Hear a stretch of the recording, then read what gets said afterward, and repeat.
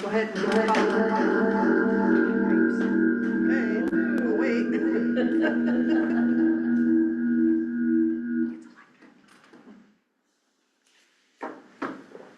Is it okay now? Can you leave the computer on? Okay, we good, Dave? Okay. Okay, I'm going to call the meeting to order. The Oregon Coast Community College Budget Committee meeting on May 20th, 2026, 6 p.m. Could we have a roll call, please? David Bigelow. Present. Jed Klein. Present. Sandy Gruber. Present. Sandra Magoo. Present. Billy Joe Smith. Present. Michael Smith. Okay, we got a quorum with that. All right. Debbie Kilduff. Here. Paul Skidema. Here. Patrick Alexander. Chris Chandler. Here. Richard Emery. Marion Mann. Yeah. And Bud Shoemaker is excused. We do have quorum. Okay. Okay. Our first order of business is to elect a chairman of the Budget Committee. Do you have any nominations?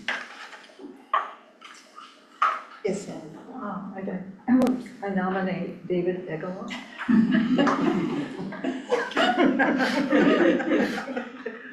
I second that. Okay. Any other nominations? Yeah, you speak. Okay, so, do we do a roll call for that, or vote for that? Oh, yeah, oh, sorry, yes, Yes. we need to vote on that. We need to yes. vote on that. Okay. Sorry. I didn't- Here we go. David Bigelow. Yes. Jed Klein. Yes. Sandy Gruber. Yes. Sandra Magoo. Yes. Billy Joe. Yes. And Michael Smith is not present. Debbie Kilduff. Yes. Paul Skidema. Yes. Patrick Alexander is not present. Chris Chandler. Yes. Richard Emery is not present. Marion Mann. Yes. And Bud Shoemaker is excused. We do have Sure. motion carried. I'm sorry, Patrick Alexander is present. Oh, wonderful. Oh, okay. Yes, I am present, and yes. There you go. All right, motion carries. Okay, well, welcome everyone. Thank you for coming. I also want to thank our budget committee for assembling. It's very, very meaningful and powerful that you're here, and we really appreciate you all contributing with our Board of Education. Thank you all for coming. So I'm going to start by going through the Oregon budget process, which we are required to do before we start any budget committee meeting. Waiting for that to come up on the screen so everybody can see. You all have all been through this before, and there are no changes to the budget process, but we still need to go through it as a group. And so, budgeting in Oregon is governed by the local budget law, ORS 294305 through 294565. The purpose of the budget law is to standardize processes, provide opportunity for public input. The budget is specifically for creating a financial plan, estimating revenue and expenditures, and plan for a single year biennium. And so we submit our budget annually for budget committee approval and then for Board of Education approval. And so this is allowing for lawful appropriations and the authority to spend public money between July 1st through June 30th of next year. All budget committee meetings are open to the public. The budget committee is composed of the members of the governing body plus an equal number of appointed community members. And appointed members cannot be employees, agents, or officers of the district. Community members are appointed for staggered 3-year terms. All members of the budget committee have the same authority, and a quorum designated as 50% of committee plus one must be present to conduct business. And we have a quorum of the budget committee and of the Board of Education tonight. The Budget Committee does the following. It elects a chair, which we just did. Thank you, David Bigelow. Establishes rules of order, receives the budget message, which must explain the document, financial policies, and the changes in the budget, reviews the proposed budget, makes any needed changes to the recommended budget, hears public comment in at least one meeting, and approves a balanced budget and forwards approval of the document to the Board of Education. The balanced budget, we're required to provide a balanced budget. Resources in each fund must be equal to the expenditures and other requirements in that fund. And then we have our proposed versus our adopted budget. Changes can be made after the approval of the budget through the adoption of the budget. There is no limit if the budget is decreasing, and there's a 10% limit if the budget is increasing. The budget can be amended after adoption through the supplemental budget process. Some of the roles of the players that are here tonight: the president and budget officer seek input and develop the budget, reviews options, provides information, develops proposed budget and budget message, and finalizes the budget once it's approved and before the adoption of the final budget. The Budget Committee is here to review and provide input on the proposed budget, to seek public input through the public meeting process, and to ultimately approve the proposed budget. And of course, the Board of Education is here, and their role is to seek public input through a public budget hearing and to adopt the finalized budget. On the next slide, you have the budget development calendar. Obviously, tonight is May 20th, and we are here for the Budget Committee hearing. You all can see that in front of you, that the next steps in the process. And so, unless there's any questions on that document and timeline, I'm going to move on to the next slide. Okay. So now we get to the meat and potatoes of what we're going to talk about, the President's budget message. So as you all know, the budget herein is presented to the Oregon Coast Community College, OCCC, Budget Committee, and our district residents. This budget message describes our current budget environment, our approach to resource allocation, and our budget process. The 2026-2027 budget for the Oregon Coast Community College adapts to the current fiscal environment and builds capacity for the future within limited available resources. The cumulative impact of these changes on the current budget is substantial, and this year the total proposed budget for 2026-2027 is going to be $63,493,990. You all have the budget in front of you, but I want to talk about some relevant conditions and trends that I guess helped us come up with this budget. We looked at, of course, our new accreditation process that we're going through. 2020, we were given independently and regionally accreditation, and so this budget adds some resources to accomplish that. Our compensation, our staffing costs now account for approximately 72% of the general budget that you're going to see today. Our facilities, as you know, they're aging, and we are updating those facilities. We have new CTE facility needs, which you all drove past when you came in. That building's going along nicely, and of course, we're looking at expanding our operations out in our Toledo Center. We also listen to our partners, and we create this budget understanding that our key local partners have an impact in this as well, and based on the services that we're able to provide them or not provide them if we don't have the funds to do so. We also take into account the new state funding distribution model that the HEC has been implementing slowly. That is also going to be something that we're considering in this budget. Obviously, there's a demand for new programming, so the budget does account for the fact that we are going to be expanding some of our programming options. And then the spending sustainability. We're very proud of the fact that in the 2024-2025 budget cycle, the Board of Education set a goal to reduce our reliance on one-time funding from 11% to 7% over a 4-year period of time. And I'm very proud to say that over the past 3 years, this reliance has now declined. We are now under that goal, and we're at 5.93%. So we're very, very proud of that, and you're going to hear a lot more about that as we move forward with the budget. The next slide, please. Our revenue, wanted to talk a little bit about, and again, I know you all know this, but just for anybody who has not attended one of these before, how our revenue is distributed to the college.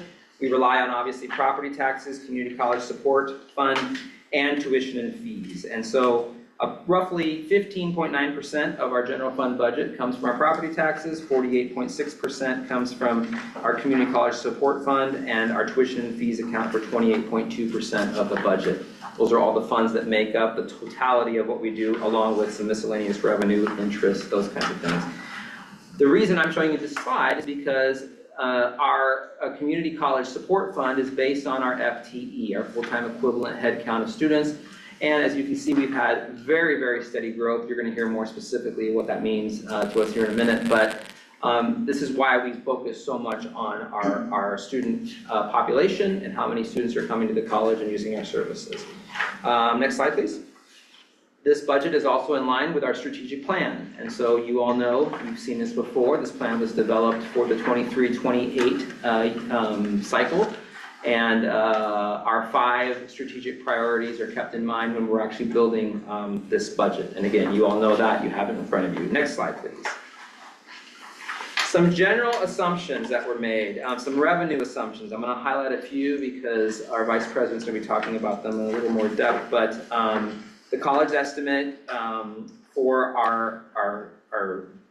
the college estimated for the fiscal year 25-26 for a 595 reimbursable FTE. The FTE is what I talked about, how we accumulate or account for students is. And for the purpose of this budget, we're looking at funding at 565, the level. Now, we're being very conservative. We actually believe that we're going to surpass that number, and so that's a good thing because it just means that we're going to have more students. I just found out today that our spring term, we're looking at around 2.1% increase in our FTE, which is going to put us over 10% for the year. So we're being very conservative. As you know, our CFO budgets very conservatively. Property taxes reflect a 3% increase. And as you know, we have an increase in our tuition. Our Board of Education did approve a 3%, or I'm sorry, I misspoke, a $3 per credit increase in tuition and a $2 increase in our fees. And that is in line with what we know to keep in line with our sister colleges. And we are actually, we believe that we're going to be lower than what some of them have increased. Now, as far as our assumptions with expenditures, next slide, please. Obviously, we are accounting for salary increases across all employee groups as a result of our collective bargaining agreement. We also have some positions and vacancies that we are going to be recruiting for. All but one of these is a new position, but we do have a new full-time faculty position as part of this budget, and that is for our natural resources program, and that program has been funded by a generous donation from an outside investor here in our community. And then of course, PERS and health insurance, I mean, they're going up. And so our PERS rate we looked at for Tier 1 and Tier 2 is an increase of 4.68%, and for our OSPERS it's 4.89, and then of course we're looking at a 6.5% increase in our healthcare insurance premiums. So with that, I'm going to turn it over to our CFO and Vice President of Administrative Services. You know her well, the great Robin Gittner. Thank you. Oh, it's nice to see my same faces around the table. We're going to start on Schedule 1, and we're going to give our eyeballs a workout as we look at Robin's teeny tiny print on some of these schedules, which I know everybody loves. So I'm just going to basically go through and talk about each of the schedules like we have done in past years. You know, Jed, you just were with us the first time last year, so I'll give a little bit more explanation. And then as we finish up each page, we can cover any questions. Some of the things that I'll be mentioning will get spelled out in a little bit more detail as we get to the schedules that come later on. So Schedule 1, that is, as Marshall said, the proposed appropriations for this year for a total budget of $63,439,990. That's down a little bit from last year, but it's because we've been working on our building, and so that moves the money around a bit. And as we continue to spend up those funds, our budget, this big total, will get less and less as more of those funds are converted into a building. And then we'll ultimately be back down to more of what our operational standard year looks like in a couple of years. So essentially, this is just telling us that for each of the funds, what the maximum amount that's been, would be legally authorized to expend out of those funds. We do have the latitude within certain line items in a fund. If we find that we're maybe running over in one place and under in another, we can do some budget transfers with board approval to move some things around within a fund itself, as long as we are not exceeding what the total expenditure is for that fund. If we needed to exceed that total, then if meeting the certain criteria that are in the local budget law, we could potentially need to come back with a supplemental budget. We have not had to do that up to now in my 11 years. So this is just basically setting up our spending authority for all of these funds. It also is giving us the tax appropriations that have to go and be reported to the assessor's office so that they can do what they need to on the property tax side of things. So there's no change in what our general fund amount is. It's still our same 17.5% per thousand. And then for our debt service fund, which is to cover the payments on our new bonds, on our new building, we're levying $2.2 million for that. Okay, any questions on Schedule 1? Okay. So Schedule 2 is the planning assumptions that President Roche just covered a few of those for us. I'll start at the top, just kind of go through each of them. This next year will be our second year of the biennium, so we know that our funding base is going to remain the same. Thankfully, we didn't see any cuts on that. So we're still at our same $854.2 million from the state fund. This is also, as was mentioned, this is now the third year of the change to the funding that the HEC implemented, which is around taking a certain portion of that $854.2 million and setting it aside to be distributed based upon outcomes and enrollment categories. So this is the last year of the very small amount that they've moved off as a set aside. Starting in the next biennium, they will be taking 10% of that base to then fund over in this other way. As long as we continue to have good enrollment and good completions, then we continue to get this extra distribution that's just calculated in a different way. So we still are getting money from the state, it's just coming from three different pots rather than the one that we've historically had. As Marshall said, we're going with a 595 reimbursable FTE number for this year.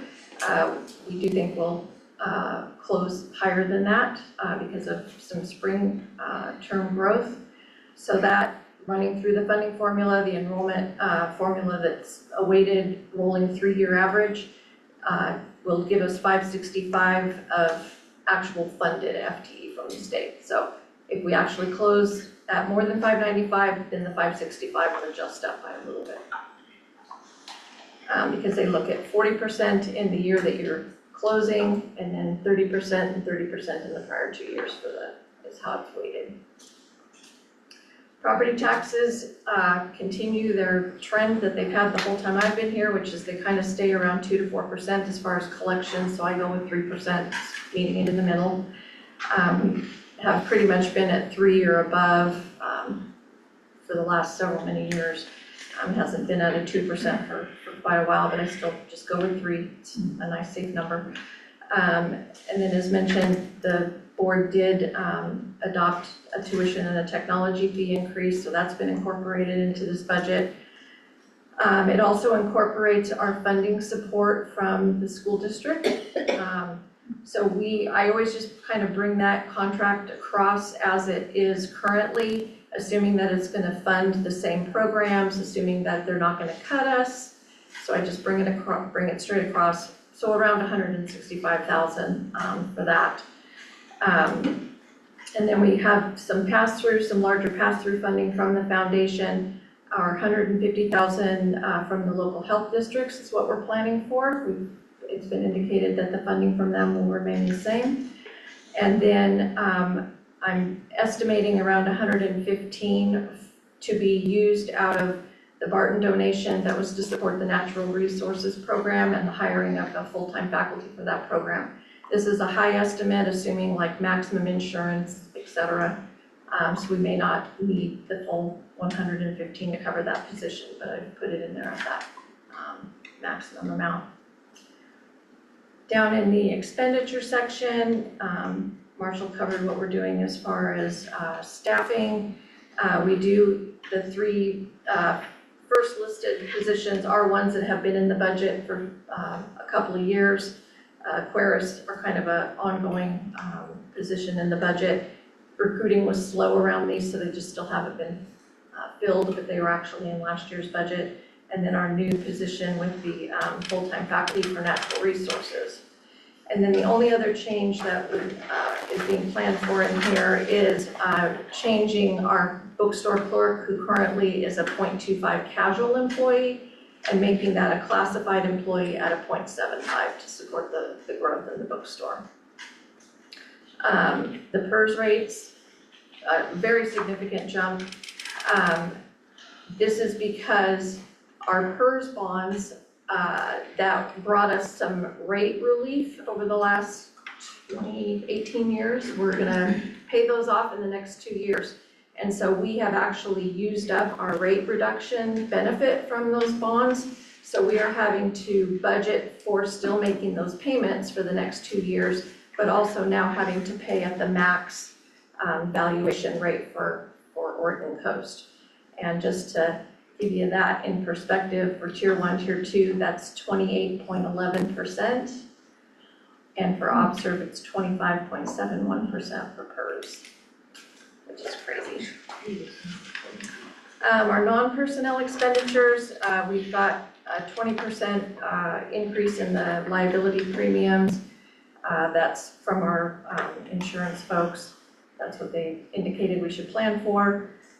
There's 29% increase in materials and services over the last budget. A lot of this is due to some significant cost escalations, as I'm sure we all have seen going on, and it's also planning for some growth. So that's what that increase is about.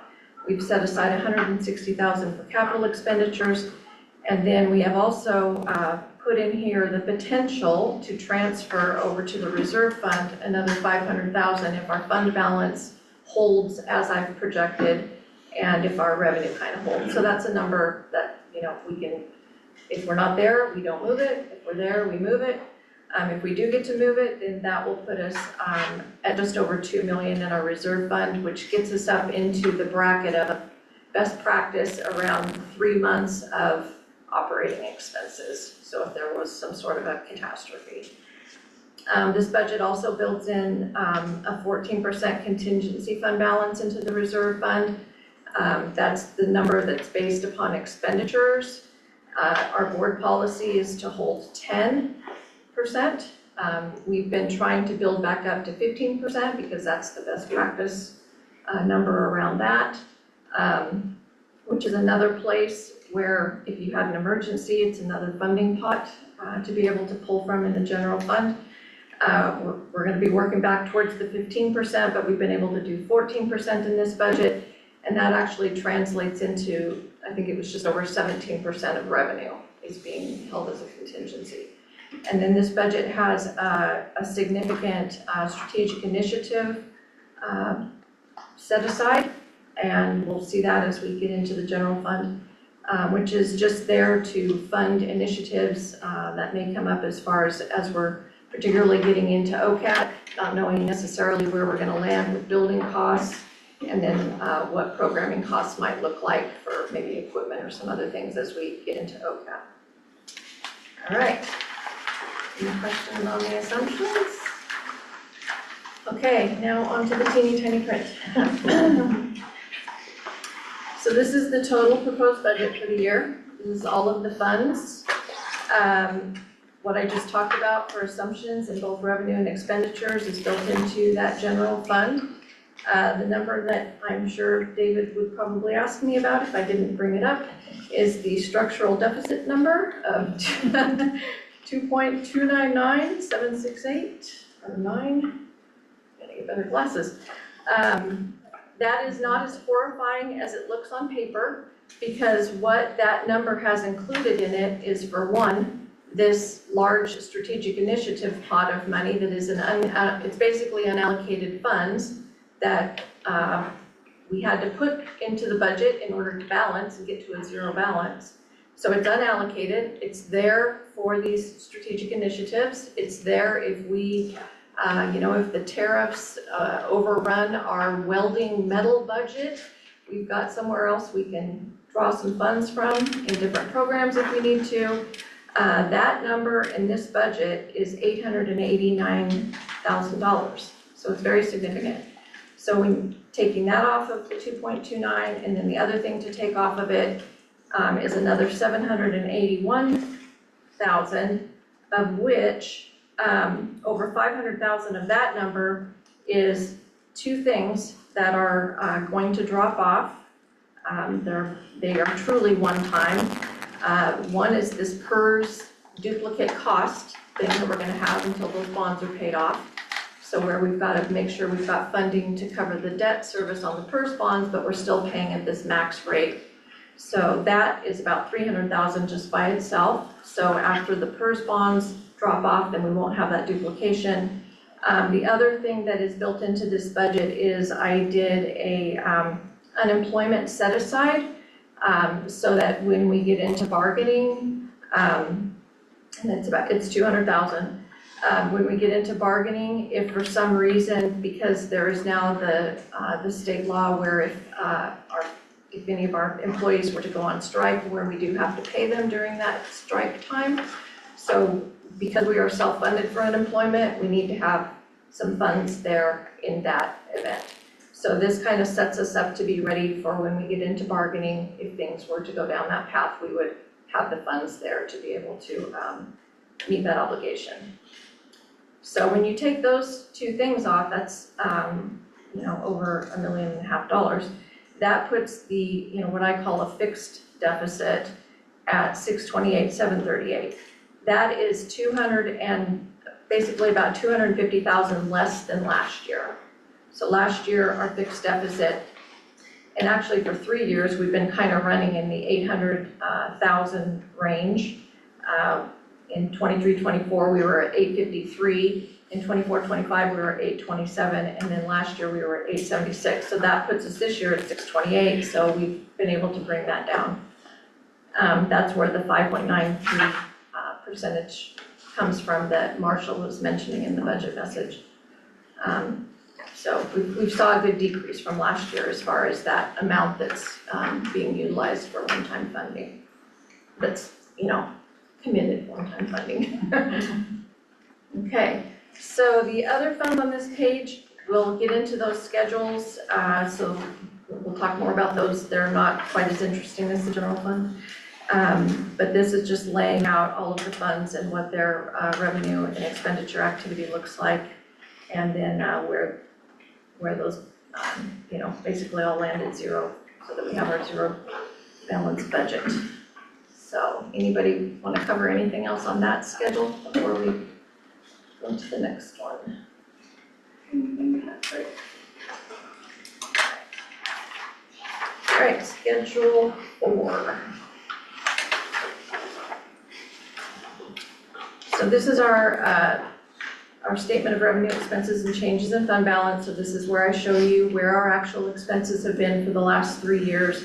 I show you what our adopted budget was for last year, and then I show you what I'm projecting for this year as far as where these different amounts, where I foresee them ending based upon some formulas and whatnot, as to kind of what our activity has been up to now. And then it shows you what then our proposed budget is for this year. So that's what this statement is about. There's not really anything too fancy about it. It's just taking all of the funds and showing the college as a whole what was spent for actual, and then where those budgets have been, what's been projected. So this is where the fund balance, this is where I get my estimate of where I think we're going to land for this year. That's going to then bring us forward into next year. And just on that point, for the general fund, that estimate is 4.6 million fund balance to bring forward, which is close to what we had last year. I think last year was 4.5. And we actually came in a little bit higher than that at the end of the year. I think we beat it by 76,000, so a little bit more. Okay, any questions on this statement? This was, Yes, just one or two, Robin, if I could. In the 2026-27 proposed column for interest income, we've got 780,641, which is a fair bit lower than the adopted in 2025-26 and the projected. And I'm wondering what the reason for that is. we've started to spend our construction funds. We won't have as much sitting in the bank. We've had some, the construction money, the bond money was invested in treasury bonds. And we've had 2 years now of those cashed out with a more significant cash out this year. So there's not as much sitting there to move forward. Okay. And probably related to that, I'm guessing materials and services just further down, making a significant jump. I'm just wondering what that... Yeah, if you look at capital outlay in 25-26, that was our construction money, actually sitting on a line that didn't help me very much. I really needed it to be up in the materials and services so we could spend it without me having to do a budget transfer. And so this year we're putting it all on materials and services so that it's there to be spent as we need it. Excellent. So that I don't have to do a budget transfer again like I'm going to have to this year. All right, anything else, Patrick? No, that's everything from me. Thank you. All right. Okay, on to Schedule 5 to do a quick look at general fund resources. This one's just basically letting us know where the different pots of money are coming from. The federal sources is really, that's a work study amount that fluctuates depending upon how many students we have utilizing those positions. The state sources is essentially our CCSF funding that we're planning for, the local taxes, and the, tuition and fees, and then our miscellaneous. And then obviously the beginning fund balance, bringing the resources up to the 15,210,192. And then the graph shows essentially where these kind of lay out as a percentage. These percentages are a little bit different, I think, Marshall, than yours. Yeah, you used the other ones. Marshall's percentages were not factoring in the fund balance. They were just showing as a portion of revenue as a rather than total funding sources. So these amounts are a little bit less than what was in that message. Okay, anything on resources? All right. The next two schedules just look at the general fund expenditures by category, so you can see how much, you kind of see the trend of how much is actually spent, or was actually spent in the last couple of years for each of these categories, where we budgeted last year, where we're budgeting this year. And, obviously our actual spending comes in lower than what we are authorized to spend. It has to, or we won't be sustainable. But it gives us the ability to estimate, have it there if we need it. But we watch all this closely and we make sure that we don't spend out and, get ourselves into a predicament there.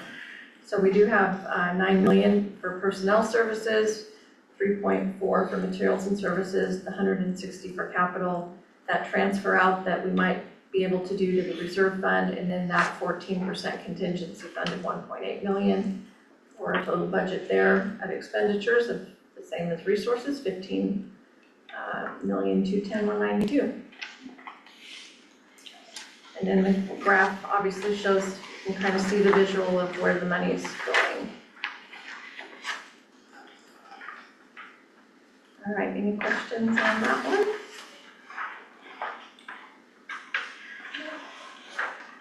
This one takes the same numbers and just looks at them by the functional areas of the college to get an idea of how much support is being put where.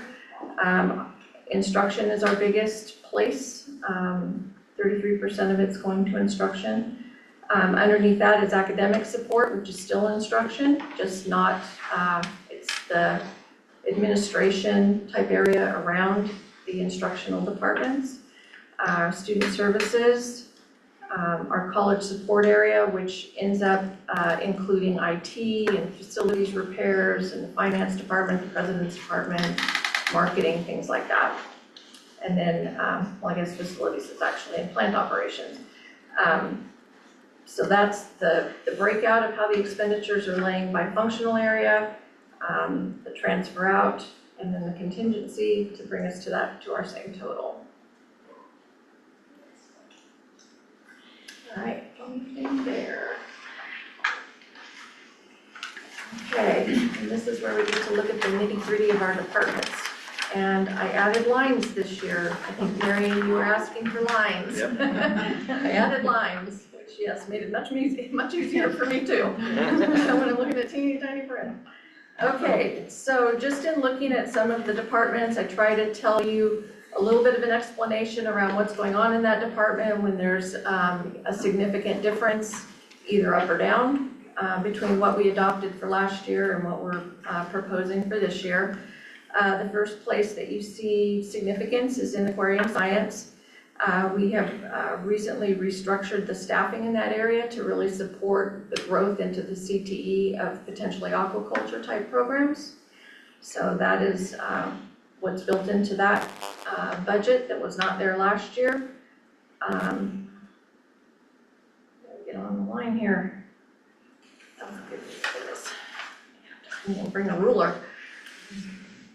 These lined up. Okay, the other thing, so we moved down to nursing and allied health. So the difference in this year, and so this is going to lay out a little bit weird, we combined nursing and allied health this year into one department. They had been separate, and so you will see as you look down into where allied health is sitting where it used to be, and those actual numbers and budget numbers are still down there. But for this year, we combined them. It just makes it easier. We've got so much crossover of personnel between the areas that it makes it hard to differentiate where folks are actually working. Same thing with materials and services for those areas. There's not a good way to really allocate out what's being given into the allied health section. So it was basically kind of a meaningless, distribution. So by combining it, it gives us it in totality. We can see how the whole health professions area is doing, and it will just make budgeting easier. It will make looking at the reports easier. So that's why this number is significantly higher than last year. It also includes additional faculty to support growth in the area with all that Crystal has been doing in growing that program. The different tracks that are now there, the larger cohorts that are being taken, so we have hired more faculty into that area. We now have a Bachelor of Science in Nursing, so we've got a new little department sitting there with some faculty to teach those classes. Our college prep department, we have those classes being taught by full-time faculty who their budgets live in other areas, so there's not a way to break out a course section of college prep. So that particular department just isn't seeing an allocation of faculty to it, but it doesn't mean that we're not teaching the classes. The classes are still taught, but those faculty are just, their department is absorbing their cost. In math, this year we brought one of the part-time faculty up to 3/4 time, and we've budgeted for that position to go to full-time if the department determines that that's a good thing to do. In biology, this last year, we hired a lab assistant, so that budget has gone up to accommodate that position. Down in physical science, we've got more classes that we're going to be offering this next year, so higher payroll to do that. Same thing with psychology. There's been a move towards a degree in psychology that Bruce Clementson would have to explain for us. But I am putting money there for those classes. Social science, more courses being offered. Our art department, and visual and performing arts, more classes being offered. So we're needing to put a little bit more into those departments for payroll costs. You'll see the allied health, it disappears because it goes up onto the other line. In business management, this is to support the part-time faculty who are now focused on a business transfer degree. We no longer have the accounting certificate being taught through the business department, so we don't have those higher payroll costs. Down in English, writing, and literature, we've added a 3/4 faculty in that department, so we've got some additional personnel there. In ABE, GED, the staff member that teaches those courses had some grant funding that was absorbing part of their costs, but that's not there now, so that portion is on the general fund. So that department had to go up to support that. Same thing with ESOL, and then also in ESOL, we, in addition to the full-time faculty, there's a part-time faculty. We have our pre-apprenticeship program, which we've now created a department for, and we've moved our PACT coordinator position into that department. So we'll start to see activity there. Our new natural resources with a faculty member for that one. And then just noting that the STEP program is a federal reimbursement program. So that's our instructional area. Can I ask a question? Yes. Are the materials, equipment, and such things for each of those departments included in those budget lines? Yes, it's the total cost for the department. Thanks. And can you tell me what PACT stands for? Pre-apprenticeship in construction trades. Oh, construction trades, okay, thank you. So in welding, you also up the amount, and I'm guessing that's also because of the new programs that will go into the building? Let me look at welding. Welding actually has been being supported through the school district's partnership, but because I don't know that for sure stays in place, I make sure to allocate the faculty to the department. Some of these where you're seeing changes that seem more significant, but they're not as huge as what I've called out with notes. A lot of that is around the PERS increase. So that's what's affecting a lot of, well, pretty much all of these departments. But welding has 2 full-time faculty in it. And then, yeah, some significant materials and services costs for the steel and whatnot. But it has been being supported by some grants in addition to the school district support. So we probably won't spend what I have allocated there because we'll continue to have that support. Moving down into academic support, yeah, I mentioned moving the PAC coordinator out of there, so that budget, what did it do? So we had a decrease in the budget, but then we had a smidge of an increase because our new student information system that we're implementing is being allocated to that department now instead of putting it into IT, so that there's a better reflection of what we're spending that's very instructional, direct. So that's that note. Down in student services, we added some early alert retention software. So that's a bit of an increase that we see in student services management. In student services support, we've got an additional support staff person in that department now. So a little bit more payroll there. Down in academic advising, that one jumped a bit, and it was strangely because of changes in the medical insurance that the employees in that department were utilizing, and then the additional PERS costs is what's driving that increase. And then in work study, that went down just because we did not have as many students utilizing those positions, so our federal work study dollars will be a bit less for this next year. And you don't have a note for the registrar. About 50,000 5,000. Well, that's, so when I'm giving the notes about it, I'm giving them based on, the 25-26 adopted budget compared to the 26-27.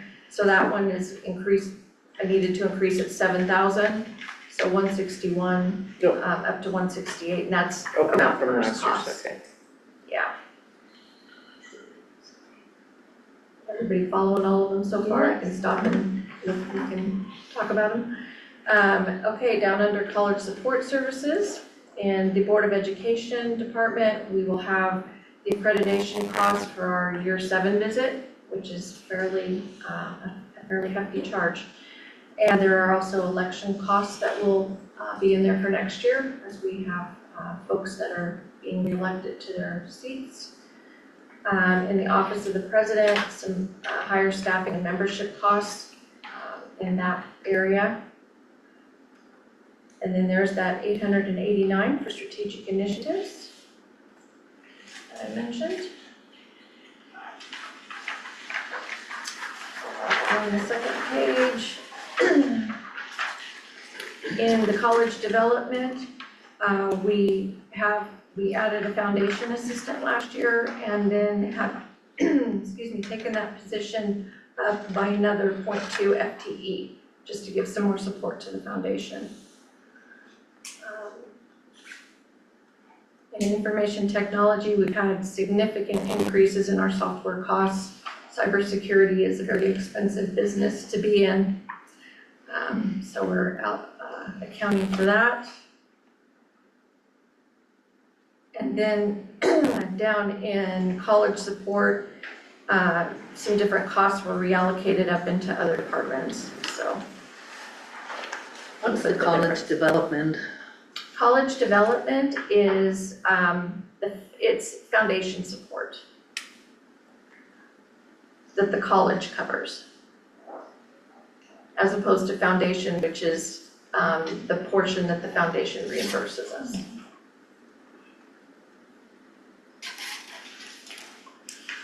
Down in facilities, I've got an increase in there. We've, as Marshall mentioned, our buildings are aging, our equipment is aging. We've had some interesting failures and things this year.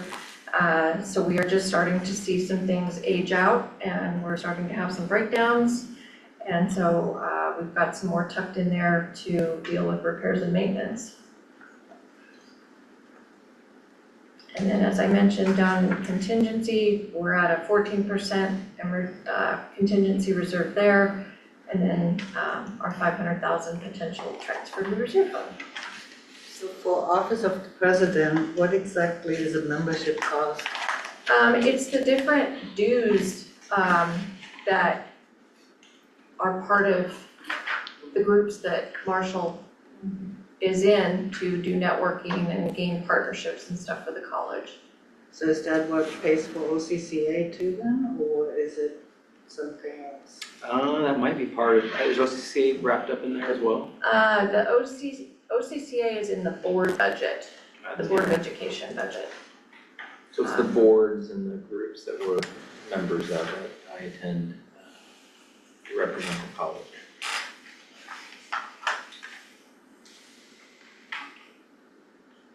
Yeah, the more significant aspect that's going on there is just some changes around the staffing. We've got Brigida doing ALO work for us, so she's in that department. And then hiring and some changes with the executive assistant position. So that is basically then for subscriptions and a couple positions, that's the way I see it. A little bit positions. As you know, I've greatly increased presence in the community with groups. And so some of the 20 groups that we're affiliated with, the boards that I'm a member of, yes. And Marshall also is more involved with some things that involve traveling into the valley more. So there's a little bit more in traveling for travel cost. Especially to Salem. Yeah. Hopefully that's gonna be less now. Any other questions on that one? Patrick? And And then, like I said, PERS is hitting all of the departments pretty significantly. Okay, so that is our general fund. That's where all our operations are happening. So the last of these schedules should go fairly quickly because these are the not quite as interesting areas. So our debt service fund, this is just showing the breakdown allocation for paying our PERS bonds and our general obligation bonds. So it's just laying out how those two things are separated, how much is allocated for each of them, because on the other page, all you just see is totals. So this is giving the breakdown of what's happening in each one individually. So 2.5 million towards our general obligation bonds on the new debt for the buildings, and then 324,000 in payments that will be due on our PERS bonds. Questions there? All right, we are on Schedule 10, our special revenue, which is our grants and our financial aid. You probably remember me mentioning that I build capacity into the special revenue fund. I know the board has to hear me talk about it every time I present financials. But I build about $2 million of extra capacity into this fund just because we never know what grants are going to become available that we might be able to secure. And so we want to have that capacity there, both in the revenue and the spending side, so that if we were to get a Title III or get a TRIO grant, that we would have the capacity there and wouldn't have to come back with a supplemental budget in order to use those funds. So we're anticipating kind of a similar picture to last year's adopted budget, a smidge less, but looking at federal grants, which includes financial aid of 3.8 million, state grants of 1.8, 1.9 in that ballpark, and then 154,000 in local grants, and then the associated spending. Any questions on that one? All right. Our capital projects fund, very important but kind of boring. We've got 26 million that I'm estimating will be brought forward for a fund balance. We still have our 8 million with the state that we'll be submitting for reimbursement on, and then 563,000 estimate for interest. And then we take all of that and we show all of it going out.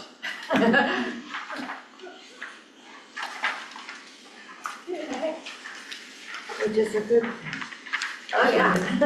Great thing. All right, Schedule 12, our bookstore. So the board also gets to listen to me talk about how much better our bookstore is doing than in prior years. We've got a fantastic couple of ladies working in there that are doing great things around our food service. Very creative, innovative things happening. We've got the catering going on, and they have been able to swing us back into the black. So we're very grateful for that. So this is just setting up the revenue for that and the spending for our bookstore. Any questions? a comment on the bookstore. And I taught some community ed classes this last year in the art room, and the bookstore called Coffee Plus Goodies was open, and it was great. We all used the coffee as absolutely divine. Wonderful. Yeah, Wonderful. and the food was great, yeah, and it really added a nice touch. Yeah, we've got such good word of mouth going that we've got people that come up here, they come up from Hatfield to eat Right. lunch. We've got folks from Wilder coming over to eat Yahats. lunch. We get people from Yahats. Yeah, people that will Wow. cross the bridge and come over for lunch. Yeah. Yeah, I we're can see also, why. and we're supporting a lot of the folks down in the OSU, the new housing. Oh, They come up and get, Kate does take-home dinners, and they come up and get food. So it's pretty cool. That's great. I have to say, the take-home dinners are amazing. Yeah. I've learned about that. Every time I come, I get one or get one out of the Yeah. freezer, and it's enough for two of us. Uh-huh. So it's really, they're Yeah, it's 2 dinners, $13. they're gourmet dinners. Yeah. We're expanding our palettes, because she's all the time, it's Korean this week, and it's Indian last week, and it's, so, yeah, good stuff. All right, our internal service fund, we're almost at the end here. The internal service fund is basically supporting the functions of unemployment, where I mentioned that we're self-funded.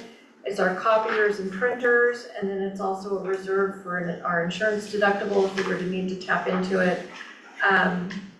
You'll see the 200,000 that I show for general fund income. That's basically that amount that I was talking about is a one-time thing that's gonna come out of the general fund, move over to here, and be available when we get into bargaining if we need it.